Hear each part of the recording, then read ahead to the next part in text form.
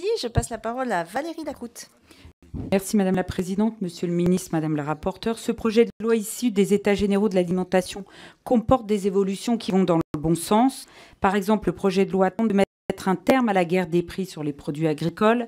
Cette intention de bon sens, nous pouvons nous en réjouir car les distributeurs faisaient rentrer les agriculteurs dans un cercle vicieux qui consistait à vendre toujours moins cher au détriment de l'agriculteur et des produits.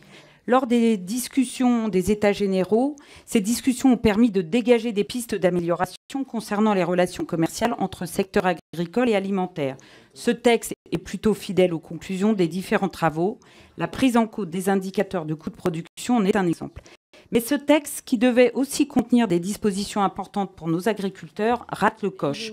En effet, il n'y a aucune disposition d'envergure concernant la simplification administrative, le coût du travail ou encore le soutien à l'export. Pourtant, notre collègue Arnaud Viala n'avait pas manqué de faire des propositions il y a quelques mois. À l'époque, d'ailleurs, la majorité semblait plutôt en accord avec nos propositions, mais elles ont été repoussées car elles devaient apparaître dans ce projet de loi. On ne peut que constater l'occasion manquée par le gouvernement. Dans un contexte toujours plus difficile pour nos agriculteurs, il était pourtant urgent de préparer le renouveau de l'agriculture française pour produire mieux et dans de meilleures conditions. Merci. Merci. On va résoudre le petit problème de chrono.